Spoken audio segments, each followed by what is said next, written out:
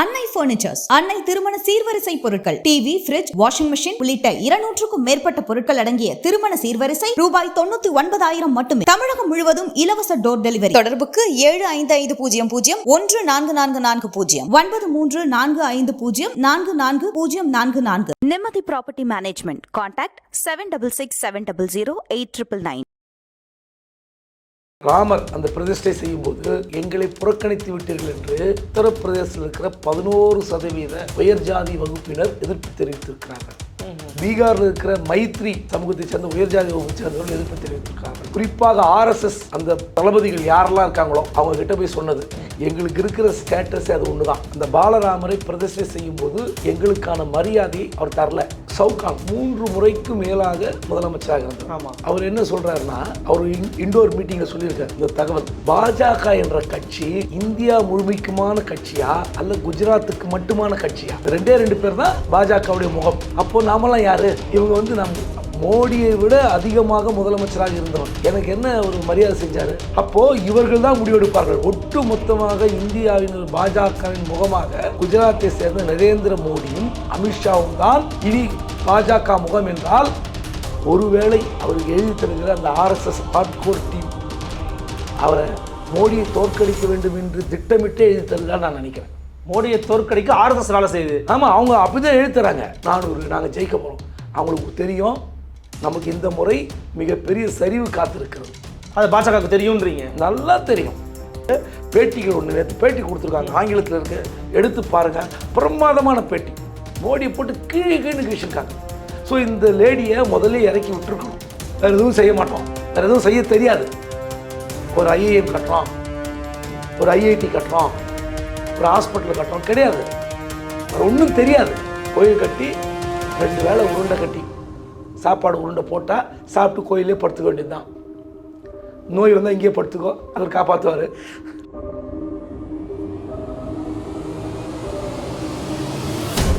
Fourth state Tamil நேயர்களுக்கு அருள்மொழிவர்மனின் அன்பார்ந்த வணக்கங்கள். இது உங்கள் ஃபோர்த் ஸ்டேட் தமிழ் வழங்கும் பெருதனும் பெருதிகள் நிகழ்ச்சி. இன்று நம்ம இணைந்திருக்கிறார் மூத்த பத்திரிகையாளர் மரியாதைக்குரிய திரு குபேந்திரன் அவர்கள். வணக்கம் சார். வணக்கம். எப்படி இருக்கீங்க? இந்திய அளவில் பரபரப்பாக தேர்தல் பிரச்சாரம் நடந்துகிட்டு இருக்கிறத பார்த்துருப்பீங்க. தேர்தல் பிரச்சார நேரத்தில் பிரதமர் நரேந்திர மோடி அவர்கள் ஒரு நாளும் இந்து முஸ்லீம் பிரிவினை குறித்து நான் பேச மாட்டேன், அந்த மாதிரியான ஒரு நபர் நான் கிடையாது அப்படின்னு இப்போ திடீர்னு ஒரு வார்த்தை வச்சிருக்கிறார். ஆனால் அவரே தான் இதுக்கு முன்னாடி பேசிய வார்த்தைகளையும் நீங்கள் வந்து கேள்விப்பட்டிருப்பீங்க, கூர்ந்து கவனிச்சிருப்பீங்க. ஏன் இந்த திடீர் பல்டி அப்படின்னு காங்கிரஸ் கட்சிக்காரங்க வந்து கேள்வி எழுப்புறாங்க. அது மட்டும் இல்லாமல் இந்தியா கூட்டணியினுடைய அலை வீசுவதால் தான் மோடி இப்படி பேசுகிறார் அப்படின்னு சொல்லி சொல்றாங்க. உங்களுடைய கருத்து என்ன? டெவலப்மெண்ட்ஸ் எப்படி பார்க்குறீங்க? ஆந்திரா, தெலுங்கானா இங்கெல்லாம் பேசும்போது சிறுபான்மையினருக்காக இடஒதுக்கீட்டை மாற்றி எழுதி கொடுக்க போகிறார்கள். பிற்படுத்தப்பட்ட, மிகவும் பிற்படுத்தப்பட்ட, அது OBC என்று சொல்லப்படுகிற அந்த இடஒதுக்கீட்டை எடுத்து அங்க கொடுக்க போறாங்கன்னு பேசினார். ஆனா அந்த கூட்டணியில் இருக்கிற சந்திரபாபு நாயுடு, அவர் தான் முதலமைச்சர் வர போறதா ஒரு தகவல் இருக்கு. நமக்கு உண்மை தெரியாது. ஜூன் 4க்கு அப்புறம் தான் உண்மை தெரியும். ஆனா அவர் பேசினாரு, இல்ல நாங்க 4% கொடுப்போம். கூட்டணிக்குள்ளே இத்தனை குழப்பத்தை வச்சுக்கிட்டு இங்க ஒரு மாதிரி, தென்னிந்தியாவில் ஒரு மாதிரி பேசிட்டு வட இந்தியாவில் போய் என்ன சொல்றாருன்னா, நான் வந்து இந்து முஸ்லீம் என்று பிரித்து பேசினால் நான் பொது வாழ்க்கைக்கு தகுதி இல்லாதவன் சொல்றாரு. எப்படி என்ன பேசுனீங்க? 2 எருமை இருந்தால் ஒரு எருமையை பறித்து யாருக்கு கொடுத்து சொன்னாரு, இன்னொரு இந்து கிட்ட, ஏழை இந்து கிட்ட கொடுப்புன்னு சொல்ல. அப்படி சொல்லி இருந்தாருன்னா அது வந்து வாதமே இல்லை. இப்போ உங்க வீட்டுல 2, நீங்க இந்து, உங்க வீட்டுல 2 பசு இருக்கு, 2 எருமை இருக்கு, ஒன்று எடுத்து குபேந்திரன் கிட்ட கொடுத்தாருன்னா அது பெரிய பிரச்சனையே இல்லையா? அது வாதமே இல்லை. ஆமா, ஒரு இந்து கிட்ட எடுத்து இன்னொரு இந்துவிடம் கொடுப்பதால் என்ன பிரச்சனை? ஒண்ணுமே கிடையாது. ஆனா என்ன சொன்னாரு, ஒரு எருமை எடுத்து யாருக்கு கொடுக்க போகிறார்கள்? சிறுபான்மையினர் கொடுக்க போகிறார்கள், இஸ்லாமியர் கொடுப்பார்கள், உங்கள் சொத்துக்களை பறித்து விடுவார்கள், உங்கள் சேமிப்புகளை பறித்து விடுவார்கள், தாலியை வந்து மங்கள சூத்ராலாம் சொன்னார். என்னாச்சு? தென்னிந்தியாவில் இது ஏன்னா அதை வச்சு இந்து கன்சல்டேட். அங்க என்ன சொல்றாருன்னா, உத்தரப்பிரதேசத்துல கடந்த முறை ஒரு இஸ்லாமிய வேட்பாளர் கூட இல்லாமல் தேர்தலை சந்தித்து வெற்றி பெற்று விட்டார்கள். இந்த முறை ஒரு 2-3 கட்ட தேர்தலில் சாரியாக சிறுபான்மை மக்கள் ஓட்டு போட்டிருக்காங்க. ஓட்டு சதவீதம் கம்மி. அந்த ஓட்டு சதவீதத்திலே பெரும்பான்மை மக்கள் தேர்தலை புறக்கணித்திருக்கிறார்களா, ஓட்டு போட்டாங்களான்னு தெரியாது. ஏனென்றால் என்ன சொல்றாங்கன்னா, ராமர் அந்த பிரதிஷ்டை செய்யும் போது எங்களை புறக்கணித்து விட்டீர்கள் என்று உத்தரப்பிரதேசத்தில் இருக்கிற 11% உயர் ஜாதி வகுப்பினர் எதிர்ப்பு தெரிவித்திருக்கிறார்கள். பீகாரில் இருக்கிற மைத்ரி சமூகத்தை சேர்ந்த உயர் ஜாதி வகுப்பை சேர்ந்தவர்கள் எதிர்ப்பு தெரிவித்திருக்கிறார்கள். குறிப்பாக RSS அந்த தளபதிகள் யாரெல்லாம் இருக்காங்களோ அவங்க கிட்ட போய் சொன்னது, எங்களுக்கு இருக்கிற ஸ்டேட்டஸ் அது ஒண்ணுதான். அந்த பாலராமரை பிரதிஷ்டை செய்யும் போது எங்களுக்கான மரியாதையை அவர் தரல. OBC ஓட்டு தானே நீங்க டார்கெட் பண்ணீங்க, போய் ஓபிசி கிட்ட ஓட்டு வாங்கிக்கங்க. எங்களை ஏன் கேட்குறீங்க? முதல் முறையாக சிறுபான்மையின மக்களும் உங்களுக்கு எதிராக இருக்கிறார்கள், உயர் ஜாதி மக்களும் உங்களுக்கு எதிராக இருக்கிறார்கள். இந்த லட்சணத்தில் என்ன சொன்னார்? சனாதனத்தை வந்து உடைப்பதற்கு தென் மாநிலத்தில் இருக்கிற தலைவர்கள் முயற்சிக்கிறார்கள். சனாதனத்தை உடைத்ததாக உங்கள் மீது தான் அந்த உயர் ஜாதி வகுப்புகள் குற்றம் சாட்டுறாங்க. ஓகே, அப்போ இது ஒரு பக்கம். இதை காட்டிலும் இன்னொரு பிரச்சனை. சவுகான் 3 முறைக்கு மேலாக முதலமைச்சராக இருந்தவர். ஆமா, அவர் என்ன சொல்றாருன்னா, அவர் இண்டோர் மீட்டிங்ல சொல்லியிருக்காரு இந்த தகவல். பாஜக என்ற கட்சி இந்தியா முழுமைக்குமான கட்சியா அல்ல குஜராத்துக்கு மட்டுமான கட்சியா இப்படின்னு கேட்டிருக்காரு. இந்த ரெண்டே பேர் தான் பாஜகவுடைய முகம். அப்போ நாமெல்லாம் யாரு? இவங்க வந்து நான் மோடியை விட அதிகமாக முதலமைச்சராக இருந்தவன். எனக்கு என்ன ஒரு மரியாதை செஞ்சாரு? அதாவது இங்க வந்து முதலமைச்சராக தேர்வு செய்கிற அந்த வேட்பாளர் குறித்து எங்கிட்ட டிஸ்கஸ் பண்ணல. சரி, என்னை வந்து பதவியிலிருந்து இறக்கி என்னை எங்கேயாவது ஒரு இடத்துல போய் ஒரு பொருத்தமான இடத்தில் என்னை அமர்த்தி இருக்க வேண்டுமா இல்லையா? அப்போ இவர்கள் தான் முடிவெடுப்பார்கள். ஒட்டு மொத்தமாக இந்தியாவின் பாஜகவின் முகமாக குஜராத்தை சேர்ந்த நரேந்திர மோடியும் அமித்ஷாவும் தான் இனி பாஜக முகம் என்றால் நாம உழைத்த உழைப்பெல்லாம் என்ன ஆகுது? மற்ற மாநிலங்களிலுடைய பாஜக என்ன? டெல்லியில் இருக்கிற அரசு அதிகாரிகள் 90 பேர் வலிமையான அதிகாரிகள். ஏன்னா அங்க 1000 பேர் இருப்பான்.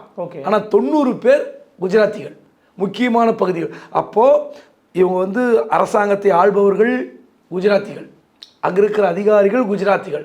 அப்போ நமக்கு என்ன மரியாதை? நம்ம சொல்றவங்களுக்கு என்ன மரியாதை? அப்போ இந்த பாபர் மசீது இடிக்கப்பட்ட போது கலவரத்தால் பாதிக்கப்பட்ட அதிகமான சமூகம் யார்? இதெல்லாம் பேசியிருக்காங்க உள்ள இருங்க கூட்டத்தில். ராஜபுத்திர சமூகம் எதிர்ப்பு, சவுகான் சிங் அந்த எதிர்ப்பு, வழக்கமாக இருக்கிற சிறுபான்மை எதிர்ப்பு. அப்புறம் இவர் ராமர் கோயில் பிரதிஷ்டையில் இவர் போய் முன்னே நின்று கண்ணு திறந்தது ராமருக்கு. ஸோ ஒட்டுமொத்த எதிர்ப்பும் தினந்தோறும் அவருக்கு உள்ளங்கை நெல்லிக்கனி போல ரிப்போர்ட் வரும். இதை பார்த்த பிறகுதான் என்ன பேசுவது என்று தெரியாமல் மாறி மாறி பேசுகிறார். ஒருவேளை அவருக்கு எழுதி தருகிற அந்த ஆர்எஸ்எஸ் ஹார்ட்கோர் டீம் அவரை மோடியை தோற்கடிக்க வேண்டும் என்று திட்டமிட்டே எழுதி தருகிறார் நான் நினைக்கிறேன். மோடியை தோற்கடிக்க ஆர்எஸ்எஸ் வேலை செய்யுது. ஆமாம், அவங்க அப்படிதான் எழுதி தராங்க. ஏன்னா அவர் எழுதி தரது தான் பேசுகிறாரு.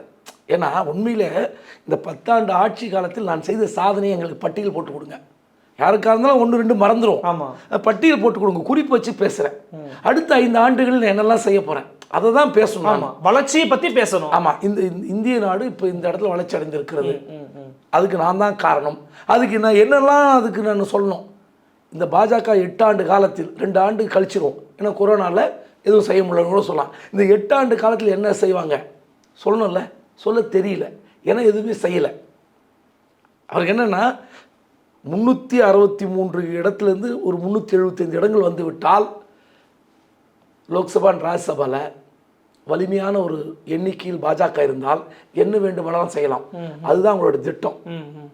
அரசியலமைப்பு சட்டத்தை மாற்றுவது தான் அவங்க நோக்கம். இல்லைன்னு சொல்கிறாரு. ஓகே, அது இல்லை உண்மை. அந்த திட்டத்தை உள்ளே இருக்க கூட்டத்தில் பேர் என்ன நினைக்கிறோம்? 400 ஜெயிக்கணும் ஏன் சொல்கிறாங்கன்னா, ஏற்கனவே ஆனந்த்குமார் ஹெக்டே சொன்னாரா இல்லையா, கர்நாடகா சேர்ந்தவர் என்ன சொன்னார்? சட்டத்தை மாற்றுவோம்னு சொன்னார், பேசியிருக்காரு. அதுதான் நோக்கம். ஸோ இந்த திட்டத்திற்குள் பாஜக வர வேண்டும். அப்போது தான் இந்த ஒட்டு மொத்தமாக அவர்கள் நினைத்ததை சாதிக்க முடியும். ஏனென்றால் ராஜ்யசபாவில் அவர்கள் இந்த முறை வலிமையாக இல்லை என்றால், போன முறை ஜெகன்மோகன் ரெட்டி ஆதரவு கொடுத்த மாதிரியோ நவீன் பட்நாயக் ஆதரவு கொடுத்த மாதிரியோ கொடுப்பதற்கு ஆள் இல்லாமல் போய்விட்டால் இவர்கள் எந்த திட்டமும் செல்லுபடியாகாது. ஓகே, ஸோ அந்த ஒரே ஒரு நோக்கத்திற்காகத்தான் 400 நாங்கள் ஜெயிக்க போகிறோம். அவங்களுக்கு தெரியும் நமக்கு இந்த முறை மிகப்பெரிய சரிவு காத்திருக்கிறது. அது பாஜகவுக்கு தெரியும்ன்றீங்க? நல்லா தெரியும். எங்கே தெரிஞ்சிருந்தா நான் கேட்குறேன், ஒரு கூட்டணி கட்சி எப்போ அதிமுக பாஜக ஆட்சிக்கு வரும், எடப்பாடியை வந்து நான் இதை ஓவராக புகழ்றேன்னு தப்பாக எடுத்துக்காதீங்க. உண்மையிலே அவருக்கு அவர் முடிவெடுக்கல, அவருக்கு யாரோ ஒரு இன்புட் கொடுத்துருக்காங்க. டெல்லி சம்டைம் இருக்கும். ஆமாம், டெல்லியிலேருந்து இந்த முறை பாஜக ஆட்சிக்கு வருவது சந்தேகம் அல்லது மெஜாரிட்டி வருவது சந்தேகம். கூட்டணியாக ஆட்சிக்கு வரலாமே தவிர மெஜாரிட்டியாக அந்த முடிவு எடுத்தா இருப்பாருங்க. அது அந்த டெசிஷன் மேக்கிங் எடப்பாடி பாராட்டணும். ஏன்னா நீங்கள் எடப்பாடி முடிவெடுத்து வெளியே போனார், எலெக்ஷன் நடந்துக்கிட்டே இருக்குது. ஹரியானாவில் 6 சுயேட்சை எம்எல்ஏ வெளியே போகிறான். சவுதாவில் பேரை 10 எம்எல்ஏ வச்சுருக்காரு, வெளியே போகிறது வேற. அவர் டெசிஷன் மேக்கிங்கில் சமாளிக்கலாம். அப்போது நீங்கள் மீண்டும் மத்தியில் பாஜக ஆட்சிக்கு வரும் என்றால் ஒரு 6 சுயேட்சை எம்எல்ஏ இப்படி வெளியே போவான். உண்மை தெரிஞ்சிருச்சா? புரியுது. அப்போ உங்களுக்கு நெருக்கடி இருக்கிறது. நீங்கள் விரும்பி 272 இடங்களை உங்களால் சொந்தமாக பெற முடியாது என்பது எல்லோருக்கும் தெரிந்து விட்டது. காரணம் என்னன்னா இந்த பிரச்சனை தான். நீங்களே 2 பேர், மோடி அமித்ஷா, ஒட்டுமொத்த பாஜகவின் கபலீகரம் செய்ய வேண்டும் என்று திட்டம் போடுறீங்க. ரெண்டாவது, உங்களை எதிர்க்கக்கூடிய யாராவது ஒருவர் இருந்தால் அவரை ஃப்ரீஸ் பண்ணணும். அதனுடைய வெளிப்பாடு தான் நிதின் கட்கரி காலி பண்ணுது. ஓகே. சிஏஜி ஊழலில், ரோட் ஸ்கீமில், பாரத் மாலா ரோட் ஸ்கீமில் ஊழல் மட்டுமே நிறைய ஊழல் இருக்குது. அப்போது அது நான் கேட்குறேன், மோடி கவர்மெண்ட்டில் மோடி எதிர்த்து ஒருத்தன் டாக்குமெண்ட் வெளியே வருமா? சிஏஜி டிபார்ட்மெண்ட்டில் கஷ்டம், வாய்ப்புகள் ரொம்ப குறையுது. வாய்ப்பே கிடையாதுங்க. ஓகே, வாய்ப்பே இருக்க முடியாது. ஒரு மோடி ஆட்சியில் ஒரு குறை என்று ஒரு டாக்குமெண்ட், பிரிண்டட் டாக்குமெண்ட் வெளியே வருதுன்னா வெறும் நிதின் கட்காரி மட்டும் குறை சொன்னால் அதில் சிக்கல் வருன்ட்டு இன்னும் ஒரு 6 ஸ்கீமை சேர்த்துக்கிட்டாங்க. ஏரோநாட்டிக்கல் ஸ்கீமு, சுகாதார ஸ்கீமு, அதில் ஆமாம் இதெல்லாம் சேர்த்துக்கிட்டாங்க. ஆனால் மெயின் ஸ்கீமு ரோடு தான். ஏன்னா நமக்கு திரட்டு நிதின் கட்காரி, ஆர்எஸ்எஸ், அவரும் ஆர்எஸ்எஸ் பேக்கிங் தந்தவர். ஒருவேளை அவரை இந்த 3வது முறையாக அவர் முன்னிறுத்துவதற்கு ஆர்எஸ்எஸ் முயற்சி செய்தால் அவர் ஊழல்வாதி என்று கடைசி நேரத்தில் கொடி பிடிப்பதற்கு திட்டம் போட்டு தான் சிஏஜி ஊழல் வெளியிட்டது. ஓகே. ஸோ இதெல்லாமே பிளானிங். ஸோ அவங்களுக்கு தெரியும் இந்த முறை எப்படியா வந்து விடுவதற்காக துடிக்கிறார்களே தவிர நம்ம வருவதற்கு என்ன செய்யணும், பெரும்பான்மை மக்கள், இந்து மக்களுக்கு என்ன செய்தோம், பதில் இருக்கா? இல்லை, பதில் இல்லை. உண்மை ஒன்றும் இல்லை. நேற்று ஃபுல்லாக ஒரு வீடியோ ட்ரோல் ஆச்சு. யார்? நிதியமைச்சர் நிர்மலா சீதாராமன் கிட்ட மும்பையில் ஒரு கேள்வி கேட்குறாரு. ஆமாம். என்ன சொல்கிறாரு? என்னென்ன வரி சொல்கிறாரு? ஜிஎஸ்டி, ஐடி, ஐஜிஎஸ்டி, அப்புறம் லொட்டு லொஸ்கு எல்லாம் சொல்கிறார். இவ்வளோ வரி செலுத்தி விட்டு நான் சொந்த பணத்தை, வெள்ளை பணத்தை வங்கியில் வைத்திருக்கிறேன். அதன் பிறகு வீடு வாங்க வேண்டும் என்றால் மீண்டும் 11% வரி நான் செலுத்த வேண்டும். உங்கள் பக்கத்தில் உட்காந்துருக்கிற லோதான்றாரு. லோதா பெரிய பில்டர், இந்திய அளவில் பெரிய பில்டர். லோதா ஒத்துப்பாரா நான் கேஷ் கொடுத்தா? நான் ஒயிட்டில் தான் தரணும், கேஷில் தான் தரணும். கேஷில் தர முடியாது, பேங்க்கில் தரணும். அந்த பணத்துக்கு 11% வரி. பதில் சொல்லுங்க. என்ன சொன்னார் அந்தம்மா? நான் சைலண்ட் பார்ட்னர் என்கிட்ட சொல்லிட்டீங்க. அவர் போகிற போக்கில் ஜாலியாக சொல்கிறார். புரோக்கரை விட ஒரு அரசாங்கம் அதிகமாக சம்பாதிக்கிறதுனர். நான் ஒரு புரோக்கர், நான் ஒரு கேபிட்டலிஸ்ட், நான் ஒரு ஷேர் புரோக்கர். ஆனால் ஷேர் புரோக்கிங்கில் என்கிட்ட 10 பேர் வேலை செய்கிறான். கம்ப்யூட்டர் வச்சுருக்கேன். நான் பல பேருக்கு சம்பளம் தரேன். இவ்வளோ பேருக்கு சம்பளம் கொடுத்து நான் சம்பாதிக்கிறேன். ஆனால் எதுவுமே இல்லாமல் அரசாங்கம் சம்பாதிக்கிறது.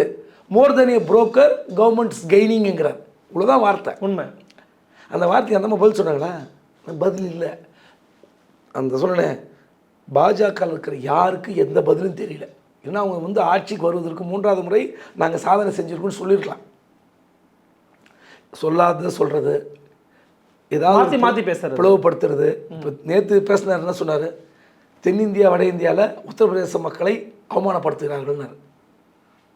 எங்கே அவமானப்படுத்துனாங்க? யார் அவமானப்படுத்துது சொல்லணும்ல. தென்னிந்தியாவில் பிரச்சாரம் வரும்போது நீங்கள் வட இந்திய மக்களை கேலி செய்து விட்டீர்கள், தென்னிந்தியாவில் ஓட்டே போடனாலும் வட இந்திய மக்களுக்கு ஓட்டு போடணும் சொல்லலாம். சவால் விடலாம்ல, ஒரு நல்ல தலைவர் சவால் விடலாம்ல. இதெல்லாமே திசை திருப்புற நாடகம்.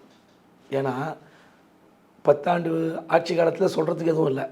காங்கிரஸ் மேனிஃபெஸ்டோ பற்றி பேசக்கூடாது, இவரோட அவலங்களை பற்றி பேசக்கூடாது, இந்த ஊழல் சிஏஜி ஊழலை பற்றி பேசக்கூடாது. மீடியாலாம் ராகுல் காந்தி பேசுகிறாரு, ஜெயராம் ரமேஷ் பேசுகிறாரு, ஆனால் மீடியாவில் இல்லை. ஸோ இப்படிப்பட்ட சூழலில் டெய்லி ஒரு புது புது கதை. பாகிஸ்தான் பிரார்த்தனை செய்கிறது காங்கிரஸ் ஜெயிக்கணும்னு, ராகுல் காந்தி பிரதமராக.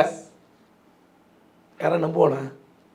இந்திரா காந்தி தான் அந்த ஒழுங்கிணைந்த பாகிஸ்தானை பிரித்து 2 ஆக்குது. ஆமாம். அப்போது எந்த பாகிஸ்தானுக்காராவது காங்கிரஸ் கட்சி வரணும்னு விரும்புவோனா? எதிரியாக பார்ப்பான். இது லாஜிக் இருக்கா? இல்லை. மக்கள் அப்போ நம்ம 50 ஆண்டு 60 ஆண்டு காலமாக ஆட்சி செய்கிற காங்கிரஸ் கட்சி என்ன செய்தது, என்ன வரலாறுன்னு நமக்கு தெரியும். யார் வீட்டு போய் சேமிப்பும் எடுக்கலை, யார் தாலியும் பறிக்கலை. ஆனால் நீங்கள் என்ன சொன்னீங்க? உங்கள் சாதனையை சொல்லுங்கன்னா சொல்கிறதுக்கு வக்கு இல்லை. இந்த மாதிரி நேரத்தில் பயம், பதற்றம், ஜுரம் எல்லாம் வரும். அப்படிப்பட்ட உச்சக்கட்ட ஜுரத்தில் பாஜக இருக்கிறது. அதன் தலைவர் மோடி இருக்கிறார், அமித்ஷா இருக்கிறார். சார், இதில் அரவிந்த் கெஜ்ரிவால் ரீசெண்டாக பேசும்போது கண்டிப்பாக 3வது முறையாக மோடி பிரதமராக வரமாட்டார், ஏன்னா அவங்களுக்குள்ள ஒரு ரூல் போட்டிருக்காங்க, 75 இயர்ஸ் ஆயிடுச்சுன்னா வரமாட்டாங்கன்னு சொல்லியிருக்கிறாங்க. அதை உடனடியாக அமித்ஷா மறுக்கிறார். இந்த முறையும் நாங்கள் ஜெயிக்க போகிறோம், மோடி தான் பிரதமர் ஆவார்னு சொல்கிறாருல்ல. இந்த விஷயத்தை உண்மை எது பொய் சார்? அதாவது கெஜ்ரிவால் போட்டு வாங்குறார். கெஜ்ரிவால் சொல்கிறது உண்மையாக பொய்யான்றது அது ஒதுக்கி வச்சிருவோம். அவங்க கட்சி திட்டத்தில் 75 வயதாகிவிட்டால் எந்த உயர் பதவிக்கும் வரக்கூடாது என்பது ஒரு திட்டம். அப்படி தான் அத்வானி, முரளி மனோகர் ஜோஷி எல்லாரும் ஒதுக்கி வச்சாங்கன்னு கெஜ்ரிவால் சொல்கிறார். அவர் மோடிக்கு பிறகு யார் வர வேண்டும் என்று நான் சொன்னல. ஆமாம், அடுத்து குஜராத்தி. புரியுதா உங்களுக்கு? வேற எந்த மாநிலத்தின் காரணம் வரக்கூடாது. அதுதான் மட்டுமே ஆதிக்கம் செலுத்தக்கூடாது சவுகான் சொல்றாரு. நீங்க இவங்க 2 பேர் தானா அந்த உள்ளரங்க மீட்டிங்ல கலந்துகிட்ட விஷயத்தை தான் இவர் வேற மாதிரி அரசியல். கெஜ்ரிவால் பேசுறது அரசியல். அவருக்கு யார் அடுத்த பிரதமராக வருவதற்கு யார் தடையாக இருக்கிறார்? யோகி ஆதித்யநாத். ஸோ 1 வருடம் கழிச்சு அவர் நீக்கிடுவாங்க அப்படிங்கிறாங்க. ஸோ 75 வருஷத்துல இவர் 1 இயர் பிரதமராக இருந்துட்டு இவர் போயிட்டு பிறகு அமித்ஷா வருவார். என்ன ஒன்றா நடக்கலாம். நான் அதுக்கெல்லாம் உள்ளே போகல. நான் என்ன கேட்குறேன், இந்த முறை மோடி 1 வருஷம் இருப்பார், அதுக்கப்புறம் அமித்ஷா வரலாம் இல்லை, மோடியே வருவாரா? அதுங்கிறதா இப்போ கேள்வியாக இருக்குது. ஆமாம், அதுதானே முக்கியம். நீங்கள் 220 230 வந்தால் நீங்கள் 52 சீட்டு எப்படி வேணால் வாங்கலாம், மிரட்டி உருட்டி பணம் கொடுத்து வாங்கலாம். ஆனால் இந்த முறை அந்த 52 பேரும் ஒரு முடிவோடு இருப்பான். கண்டிப்பாக இருப்பாங்க. எம்பிக்கள் என்ன சொல்லுவாங்க, இந்த முறை பணத்துக்கு இப்போ காலையில் பணத்தை கொடுத்து சிவாஜி படம் மாதிரி தான். சிவாஜி படத்தில் தான் சொல்லல, அந்த விஎம்சி அனுப்பா கேட்பான், மிரட்டி கையெழுத்து வாங்குவார் ரஜினி. ஆமாம். அதுக்கப்புறம் முதல்ல நான் கையெழுத்து போட்டிருந்தேன், பணம் கொடுத்துருப்பீங்களே, பணத்தை கொடுத்துருப்போம், நைட்டு ஐடி கிட்ட சொல்லி போட்டு கொடுத்துருப்போனாங்களே. அந்த மாதிரி இந்த 52 எம்பிக்களுக்கும் பணத்தை கொடுத்து விலைக்கு வாங்கியிருந்தா அன்றைக்கி ராத்திரி ரைடு வரும். அதனால சொல்லுவாங்க 52 பேரும் அவங்க வேறு ஸ்கீம் வச்சுருப்பாங்க. ஏன்னா உங்களை பற்றி தெரிஞ்சவங்கள பாம்பின் கால் பாம்பரியும் அந்த கணக்கில் எங்களுக்கு இந்த போர்ட்ஃபோலியோ கொடுங்கன்னுவாங்க. நாங்கள் பார்த்துக்குறோம்பாங்க. எங்களுக்கு பணம் வேண்டாம். ஏன்னா பணத்தை கொடுத்தா எப்படி ரைடு அடிப்பீங்க, இடி வரும், ஐடி வரும், இதெல்லாம் நடக்கும். அதனால் இவர் ஒன்று என்ன பண்ணுவாங்கன்னா, மோடி வேண்டாம், வேறு பிரதமர் டிமாண்ட் பண்ணலாம். 52 பேரும் இந்த 52 பேர்களை எத்தனை தொழில்கள் ஆப்ரேட் பண்ணுவாங்க. ஏன்னா அதானி அம்பானியாவே காட்டி கொடுத்தவர் நாளைக்கு யாரை இந்த இப்போ இனிமேல் சொல்லுவாங்களே, அப்பா இனிமேல் மோடி நம்பக்கூடாது, டிக்ஷனரியில் என்ன மாற்றி எழுத வேண்டியிருக்கும். அதானியை காப்பாற்றி எந்த நிமிடத்திலும் அதானி என்று சொன்னால் உச்சக்கட்ட கோபத்திற்கு ஆளாக ஒரு நபர் தான் மோடி. ராகுல் காந்திக்கு எதுக்கு பதவி பறிச்சாங்க? அவர் ஜாதி சொல்லி திட்டானா? அதானி எக்ஸ்போஸ் பண்ணாருன்னு அதுக்கு தான் திட்டினார். மஹுவா மொய்த்ரா எம்பி எதுக்கு பறிச்சாங்க? அதானியை பேசுனாங்கன்னு, அதானி பற்றி பேசினாங்க.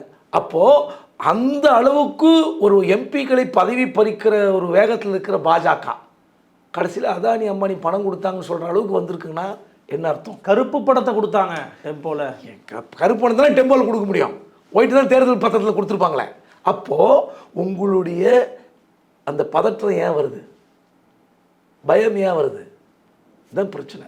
அவர் அதனால தான் டெய்லி ஒரு பேச்சு பேசுகிறாரு. மக்கள் வடமாநில மக்களும் இந்த முறை ஒரு தகுந்த பாடம் கற்பிப்பார்கள் என்று நான் நம்புகிறேன். பாஜகவின் கோட்டையாக கருதப்படுவது ஊபின்னு சொல்கிறாங்க சார். ஆனால் இந்த முறை அந்த இடத்துல அகிலேஷ் யாதவ், பிரியங்கா காந்தி, ராகுல் காந்தியுடைய பிரச்சாரம் ஈடுபடுகிறது, வேற ஒரு திசை நோக்கி பயணிக்குதுன்னு சொல்கிறாங்க. உங்களுக்கு கிடைத்த செய்திகள் என்னென்ன? உண்மையிலே இந்தியா அலையன்ஸோடைய அந்த ஒரு வேவ் உருவாயிருக்குதான்? இந்த இடத்துல காங்கிரஸ் ரொம்ப பின்தங்கி போய்விட்டது எலெக்ஷனுக்கு முந்தி. இப்போ தான் கொஞ்சம் கொஞ்சமாக வெளியே வருது. குறிப்பாக பிரியங்கா காந்தியெல்லாம் ஒரு 2-3 வருஷமாக இறக்கி விட்டுருக்கணும், முன்னாடி வேலை செஞ்சுருக்கணும். பிரியங்கா காந்தி யார் தடுத்திருப்பாங்கன்னு நமக்கு தெரியும், குடும்பம் தான். ஒன்று ராகுல் காந்தி இல்லை அவங்க அம்மா தடுத்துருக்கலாம். பிரியங்கா காந்தி ராகுலுக்கு மைலேஜ் இல்லாமல் போயிருக்கணும். உண்மையிலே பிரியங்கா காந்தியுடைய பேட்டிகள் ஒன்று நேற்று பேட்டி கொடுத்துருக்காங்க, ஆங்கிலத்தில் இருக்க, எடுத்து பாருங்கள், பிரமாதமான பேட்டி. மோடியை போட்டு கீழே கீழ்ச்சிருக்காங்க. ஸோ இந்த லேடியை முதல்ல இறக்கி விட்டுருக்கணும். ஏன்னா இப்போ வருண் காந்தியை அவங்க தூண்டி விட்டது என்னென்னா, அதே நேரு குடும்பத்தை வைத்தே காலி செய்ய வேண்டும், அதுதான் அவங்க பிளான். ஸோ அந்த இடத்துல ரேபர் அலியில் வருண் காந்தி நிற்கணும், இல்லை அமேதியில்னா வருண் காந்தி நிற்கணும். யார் போட்டியிட்டாலும் அந்த குடும்பத்திலிருந்து ராகுலோ பிரியங்காவோ போட்டியிட்டால் அவர் எதிர்க்க வருண் காந்தி. இதையெல்லாம் இன்றைக்கி மீடியாவில் வருது, பேசுறதுக்கு ஆள் இல்லை. பிரியங்கா காந்தி முன்கூட்டியே பேசியிருந்து அந்த உத்தரப்பிரதேச கையில் எடுத்து கலகலக்க வைத்து செய்திருந்தால் இன்னும் மைலேஜ் வந்திருக்கும். இன்னும் சொல்ல போனால் எப்படி ஒரு 2014 ஆட்சி பிடிப்பதற்கு முன்பாக ஒரு 5-6 வருடங்களாக ஆர்எஸ்எஸ் எப்படி நீக்கமர எல்லா இடத்துலையும் ஊடுருவி இருந்ததோ அந்த திட்டத்தை காங்கிரஸ் செய்திருக்கணும். பாஜக வீழ்த்துவதற்கு எல்லா இடங்களிலும் நீதித்துறை, கல்வித்துறை, அப்புறம் பார்த்திங்கன்னா பியூரோக்ராட்ஸ், இப்படி எல்லா இடத்துலையும் ஊடுருவிட்டாங்க. ஸோ எங்கே போனாலும் அவங்க தான் இருப்பாங்க.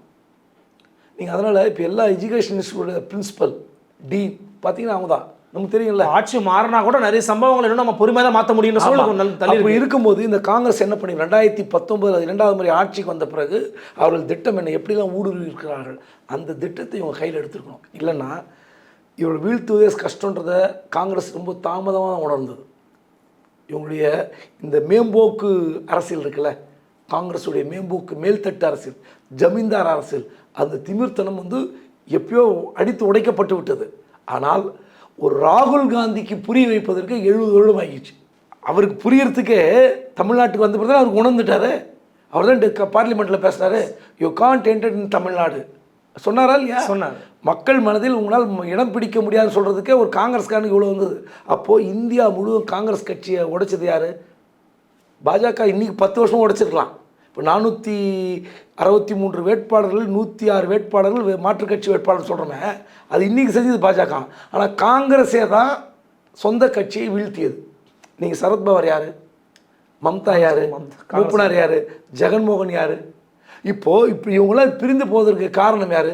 அங்கே ஒவ்வொரு இடத்திலும் மாநிலத்தில் ஒரு வலிமையான தலைவர்களை உருவாக்க வேண்டும் என்று அந்த கட்சி விரும்பி இருக்க வேண்டும். இன்னும் சொல்லப்போனால் இந்த அசுர பலம் படைத்த பாஜகவை வீழ்த்துவதற்கு ராகுல் காந்தி என்ன பண்ணிடணும்? ஒவ்வொரு மாநில நடைப்பயணம் முடித்த பிறகு பழைய காங்கிரஸ் தலைவர்களை வாசனை போய் பார்த்துருக்கணும், ஜெகன்மோகன் ரெட்டி பார்த்துருக்கணும், சரத்பவாரை பார்த்துருக்கணும், மம்தாவை பார்த்துருக்கணும், ஈகோவே பார்த்துருக்கக்கூடாது. எல்லா தலைவர்கள் காங்கிரஸ் இங்கே கலைக்கப்படுகிறது. நீங்கள் தான் காங்கிரஸ். வெஸ்ட் பெங்காலில் நீங்கள் தான் காங்கிரஸ் தலைவர். நாங்கள் மன்னிப்பு கேட்குறோம். உங்களை அவமானப்படுத்தியிருந்தால், அசிங்கப்படுத்தியிருந்தால் மன்னிப்பு கேட்குறோம். சரத்பவார் இந்திரா காந்தி காலத்தில் வெளியே போனாருங்க. அப்போ என்ன அர்த்தம்?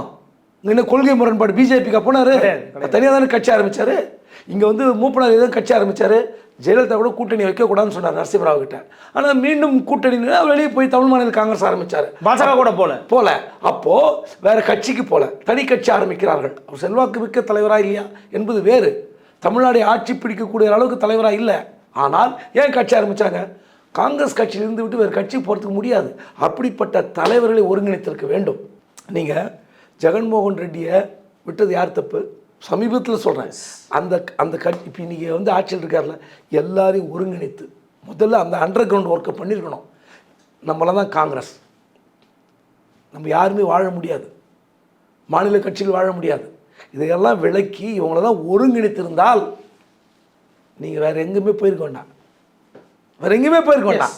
இயல்பாகவே அது வளர்ச்சியில் இருந்து. ஆமாம், நீங்கள் இதெல்லாம் வந்து ஒவ்வொருத்தரும் நீங்கள் 2 பேருக்குள்ளே சண்டை, யாராவது ஒருத்தர் இறங்கி வந்து பேசி தீர்வு காண முடியுமா இல்லையா? நான் செய்தது உங்ககிட்ட தவறுன்னு கேட்டுறேன். நீங்கள் உங்கள் அந்த பொறுப்பு, பழைய பொறுப்பு நீங்கள் எடுத்துங்க. கட்சி உங்களுது. நாங்கள் ஒன்றும் இப்போ கம்யூனிஸ்ட்டுக்கும் காங்கிரஸுக்கும் இருக்கிற மோதல் வேறு. வெஸ்ட் பெங்காலில் ஆமாம், அங்கே இருக்கிற கலவரம் நடந்தது வேறு. அவர்களை அடித்து உடைத்து அவர்கள் பண்ண தாக்குதலை மீறி தான் மம்தா வளர்ந்துருக்காங்க. ஆனால் காங்கிரஸ் அப்படி பண்ணல. அவங்களுக்கு இருக்கிற பெரிய பிரச்சனை கம்யூனிஸ்ட் தான். நீங்கள் காங்கிரஸ் கட்சி கலைச்சிட்றோம் நீ வச்சுக்க. அதே மாதிரி ஜெகன் சந்திரபாபு நாயுடுக்கு போய் நீங்கள் பேச முடியுமா? இருந்தாலும் அவர் வேறு மாநில கட்சி, அவர் பாஜகவுக்கு போவார், இங்கே காங்கிரஸ் வர மாட்டார். ஏன்னா காங்கிரஸ் என்னைங்களும் அவருக்கு த்ரெட்டு. அப்படி இருக்கும்போது இதெல்லாம் வந்து ராகுல் காந்தி உணர்ந்திருக்க வேண்டும். முன்கூட்டியே ஒரு பெரிய பிளானிங் பண்ணியிருக்கணும். இல்லைன்னா பாஜக வந்து இன்னும் வீக்காக இருக்கும். பட் இன்றைக்கி ஒரு வேவ் கிரியேட் ஆகல சார். இந்தியா அலையன்ஸுக்கான ஒரு வேவ் கிரியேட் ஆகிருக்கு ராகுல் காந்தி பேசுனார்ல, அது உண்மை தானே. அதே மாதிரி அகிலேஷ் யாதவும் சொல்கிறாரு, தொடர்ந்து மக்களிடத்தில் பொய் பேசி அம்பலப்பட்டு போனதுனால தான் மோடி இப்படி மாற்றி பேசுகிறாருங்கிறாரு. அப்போது எஸ்பி காங்கிரஸோட அந்த அலையன்ஸ் வந்து யூபியில் ஒரு மாற்றத்தை உருவாக்குமான்னு கேட்குறேன். இல்லை, ராமர் கோயில் விவகாரத்தில் நம்ம சில பேட்டிகளை பார்த்தோம். அங்கே இருக்கிற இளைஞர்கள் சின்ன பசங்களாம் பேட்டி கொடுத்தாங்க. ராமரால் எங்களுக்கு என்ன பயன்? ராமரால் எங்களுக்கு கல்வி கொடுக்க முடியுமா, சுகாதாரம் கொடுக்க முடியுமா, இதெல்லாம் கேட்டாங்களா இல்லையா? இந்த விழிப்புணர்வு கொஞ்சம் அதிகரித்திருக்கலாம். அதுக்கான முயற்சிகளை யார் செஞ்சாங்களோ இல்லோ, அங்கே இருக்கிற மக்களே வந்து கிளர்ந்து விழிப்புணர்வு அடைஞ்சிருப்பாங்க. அதுதான், அதை வந்து இவங்க வந்து கேபிட்டலைஸ் பண்ணி வந்திருக்கலாம். கண்டிப்பாக பாஜகவுக்கு எதிராக சிறுபான்மையின மக்கள், ஓபிசி மக்கள், மேல்தட்டு மக்கள் எல்லாருமே எதிர்ப்பாக இருக்கிறார்கள். இந்த முறை அந்த பதட்டம் தான், வேறு ஒன்றுமே கிடையாது. நீங்கள் 10 வருஷமாக என்ன பண்ணாங்க? காங்கிரஸ் உடைப்பது, கட்சி உடைப்பது, சிவசேனா உடைப்பது, திரிணாமுல் காங்கிரஸ் உடைப்பது, எல்லா கட்சியும் உடைக்கிறது தவிர வேறு ஏதாவது வேலை பார்த்தாங்களா? திமுக உடைக்க ட்ரை பண்ணாங்க, முடியல. பாஜக அதிமுக கூட try அதிமுக உடைச்சிட்டாங்களே, உடைச்சி தானே இப்போ மூணு துண்டாக இருக்குது. அப்போ இதுதான் வேலை. நீ சாதனை, அதாவது இந்த கட்சியெல்லாம் ஒற்றுமையாக இருந்தால் நம்மால் வர முடியாது. இதை உண்மையை தெரிந்து கொண்டு இதை உடைத்தார்கள். இதனால தான் நான் முந்தின கேள்வி சொன்னேன், இதெல்லாம் அவங்க உணர்ந்துருக்கணும். நம்மளை வந்து பிரித்தாளும் சூழ்ச்சி, டிவிடெண்ட் ரூல், டல்ஹௌசி பிரபு வரலாற்றில் நம்ம இந்திய மக்களை டிவிடெண்ட் ரூல் பண்ணி தான் அவன் வந்து ஆட்சி பண்ணான். இந்து முஸ்லீம் கலவரம், அப்புறம் ஜாதி, இதையெல்லாம் வைத்து கொண்டு தான் அவன் பண்ணான். ஆனால் அவங்க கூட இவ்வளோ அட்ராசிட்டி பண்ணல, டிவிடெண்ட் ரூல் பண்ண. இவங்க டிவிடெண்ட் ரூல் பண்ணுறாங்க. எப்படி? தென்னிந்தியாவில் வந்து வேறு மாதிரி பேச வேண்டியது, வட இந்தியாவுக்கு போனால் வேறு மாதிரி பேச வேண்டியது, தமிழ்நாட்டில் வந்தால் நான் தமிழ்நாடு பிறக்கணும் அப்படின்றது, மேற்கு வங்கத்துக்கு போனால் நான் பெங்காலியாக தான் பிறக்கணுங்கிறது, காஷ்மீருக்கு போனால் நான் காஷ்மீரியாக பிறக்கணுங்கிறது, அடுத்து மராத்தியனா நான் சாவர வரைக்கும் மராத்தியாக இருக்கணும்னு சொல்ல வேண்டியது. எப்படிங்க ஒருத்தர் இருக்க முடியும் இப்படி? நான் என்ன கேட்குறேன், நான் செய்த சாதனைக்கு ஓட்டு போடுங்கள், இல்லை என்றால் தூக்கி எறியுங்கள். அப்படி சவால் விடுற அளவுக்கு மோடி எங்கேயாவது ஒரு இடத்துல பேசியிருப்பாரா? இன்னும் பேசலை. இதுமாதிரி பேசுவாரா? எங்கே பேசுவார்? 400 இடம் எதுக்கு சொல்கிறாரு? எப்படியாவது அரசியலமைப்பு சட்டத்தை மாற்றி விட வேண்டும். இந்த ஒன்று தான் உங்களுக்கு. இன்னைக்கு கூட ராஜ்நாத் சிங் சொல்லியிருக்கார்ல, மத ரீதியான விஷயத்தை நாங்கள் வந்து ஏற்க மாட்டோம். நாங்கள் என்ன சொல்கிறார் அவர், இஸ்லாமியர்கள் இடஒதுக்கீடு நான் எதிர்க்கவில்லைலாம் சொன்னார்ல. இன்னைக்கு நேற்று பேசியிருக்கார், மதத்தின் அடிப்படையில் இடஒதுக்கீடு கிடையாது. ராஜ்நாத் சிங் என்ன சொல்கிறாருன்னா, இந்திய அரசியலமைப்பு சட்டத்தின் மதத்தின் அடிப்படையில் இடஒதுக்கீடு கிடையாது. அரசியலமைப்பு சட்டத்தை மாற்றியது இந்திரா காந்தி தலைமையிலான காங்கிரஸ் ஆட்சி. இடஒதுக்கீட்டில் மாற்றங்களை கொண்டு வர வேண்டாம் என்று தான் விரும்புகிறோம். இதெல்லாம் என்ன, அவங்களுடைய மன வெளிப்பாடு. கண்டிப்பாக இப்போ ஓபிசியில் இஸ்லாமியர்கள் இருக்கிறார்கள், இடஒதுக்கீட்டில் அவங்க இருக்கிறாங்க, இல்லாமல் இல்லை. ஆனால் அவங்களுக்கு என்னென்னா அந்த ஸ்டேட்டஸை அழிக்கணும். நேற்று கூட அமித்ஷா பேசும்போது பசு வதை குறித்து ஒரு கருத்தை மீண்டும் சொல்லியிருக்கிறாரு. இந்தியாவை வந்து பசுக்களுக்கான தெய்வமாக நாங்கள் பார்க்குறோம், பசுவதையை பண்ணாங்கன்னா தலைகீழ நிற்க வச்சு தொங்க விட்டு நாங்கள் வந்து அடிப்போம் அப்படிங்கிறது தான் அவருடைய கருத்துக்கள் இருந்துச்சு. நான் கேட்குறேன், உலக அளவில் தோல் பொருட்களை அதிகமாக ஏற்றுமதி செய்கிற நாட்டில் இந்தியா எத்தனை பட்டியல் இருக்குதுன்னு கூகுளில் தட்டினா வரப்போகுது. அப்போ அந்த கம்பெனிலாம் எடுத்து மூட வேண்டியதுனா, அந்த ஏற்றுமதியில் கிடைக்கிற வருவாயெல்லாம் வேணான்னு சொல்லி கடலில் தூக்கி போட்டுருவீங்களா? பொய். இதெல்லாம் ஓட்டுக்காக பேசுறது. இப்போ இந்த 10 வருஷம் இருந்தீங்களே, இந்தியாவில் இருக்கிற தோல் தொழிற்சாலையாக மூடல, லெதர். இப்போ நீங்கள் பிஜேபியில் இருக்கிற எல்லாரையும் கணக்கெடுப்போம், யாருமே ஷூ போடுறது இல்லையா? லெதர் ஷூ எல்லாருமே போடுறோம். செப்பல் போடுறது, லெதர் செப்பல் போடுறது இல்லையா? எல்லாம் வந்து மரத்திலான அந்த ராமர் பாதுகை, அந்த காலத்தில் கற்காலத்தில் போட்ட பாதுகை, இந்த மரத்தில் வச்சு பாதுகை தான் போட்டுட்ருக்கீங்களா? இல்லை. அப்புறம் போயிங்க, அதெல்லாம் நடக்குமா, முடியுமா? என்ன பண்ணுவீங்க நீங்கள்? ஸோ ஒன்றும் வேண்டாம். சாரியாக உடுக்கி அடிக்கிறாங்கள்ல பாஜக சாதுக்கள், அந்த உடுக்கில் இருக்கிற தோல் என்ன தோல்? பசுவோட தோல் தான். மாட்டுத்தோல் தானே? பசுவோ எருதோ? மாட்டுத்தோல். ஆமாம், ஏதோ ஒரு தோல் தானே. நீங்கள் உட்காந்து ரொம்ப நடிச்சார்ல யார்? பிரதமர் மோடி அடிப்பார்ல போகிற இடத்துலலாம் டொக்குன்னு, அது எந்த தோல்? அது என்ன பிளாஸ்டிக்கா? அப்புறம் இதெல்லாம் அதான் சொல்லணே, என்ன வேண்டுமானாலும் பேசி ஓட்டு வாங்கணும், இதை தவிர வேறு சிந்தனை கிடையாது. அதற்காக பசுவதைன்னு சொல்லலாம். அப்புறம் ஞானவாபி கோயில் இடித்து விஸ்வநாதர் கோயில் கட்ட போகிறோம், மதுராவில் வந்து அங்கே இருக்கிற மசூதி இடிச்சிட்டு கிருஷ்ணர் கோயில் கட்ட போகிறோம். இப்படியே கோயிலாக கட்டுங்க, வேறு எதுவும் செய்ய மாட்டோம், வேறு எதுவும் செய்ய தெரியாது. ஒரு ஐஐஎம் கட்டுறோம், ஒரு ஐஐடி கட்டுறோம், ஒரு ஹாஸ்பிட்டல் கட்டுறோம், கிடையாது. வேறு ஒன்றும் தெரியாது. கோயில் கட்டி 2 வேளை உருண்டை கட்டி சாப்பாடு உருண்டை போட்டால் சாப்பிட்டு கோயிலே படுத்துக்க வேண்டியது தான். நோய் வந்தால் இங்கேயே படுத்துக்கோ, அவர் காப்பாற்றுவார். நாடு எப்படி போயிடும் பாருங்க. இந்தியாவிலே அதிகமாக இருக்கிற கோயில் நகரங்கள் எது? காஞ்சிபுரமும் டெல்டா மாவட்டமும். இந்தியாவில் அதிகமாக கோயில் இருக்கிற ஸ்டேட் தமிழ்நாடு. ஆமாம், உண்டா இல்லையா? உண்மை சார். இப்போ இங்கே பக்திக்கு ஏதாவது குறைவு இருக்கா? கண்டிப்பாக இல்லை. மதுரை கள்ளழகர் ஆகட்டும், இல்லை மதுரை மீனாட்சி, இல்லை நெல்லையப்பர் தேர் ஆகட்டும், திருவாரூர் தேர் ஆகட்டும், எங்கேயாவது ஏதாவது ஒரு சின்ன சலசலப்பு இருக்கா? இல்லை. மக்கள் எவ்வளோ லட்சமாக போய் தரிசிக்கிறான்ல. உண்மை. அப்போது இந்த ஊரில் தான், இவ்வளோ ஆன்மீக பூமியில் தான் என்ன பண்ணுறோம்? சாப்பாடு போட்டு மதியம் சாப்பாடு போடுறோம், படி. காலை உணவு சிற்றுண்டி, காலையில் சாப்பாடு போடுறோம், படி. சைக்கிள் தரோம், படி. ஷூ தரோம், படி. லேப்டாப் பேக் தரோம், லேப்டாப் தரோம், படி படி படி படின்னு தமிழ்நாட்டில் சொல்கிறாங்க. ஆன்மீக பூமிங்க. இந்த மாநிலத்தில் இருக்கிற கோயில் கணக்கு எடுங்க, நீங்கள் வட மாநிலத்தில் எந்த கோயில் கணக்காக எடுங்க, இவ்வளோ கோயில் கிடையாது. அப்படி இருக்கிற பூமியில் படிக்க தானே சொல்கிறோம் நம்ம. நீ சாமி கும்பிடா கட்டிப்போ, அது விருப்பம். நீ வந்து திரும்ப திரும்ப கோயில் கட்டுறோம் இதை சொல்லி ஓட்டு வாங்கி என்ன பண்ண போகிற நீ? இந்த முறை உத்தரப்பிரதேச மக்கள் கொடுக்குற அந்த பாடம் இருக்குல்ல, நீ 80 சீட்டில் அவங்க இந்த முறை ஒரு 35 சீட்டு அடி வாங்கினா தான் தெரியும். ஒரு 45 சீட்டில் முடங்கினாங்கன்னா அப்போ தான் உண்மை தெரியும். மக்கள் விழிப்புணர்வு நடந்து விட்டார்கள், இந்த அறிவு வந்து விட்டது அப்படின்னு வடமாநில மக்களுக்கு அறிவு வந்தால் தான் அந்த நாடு திருந்தோம்.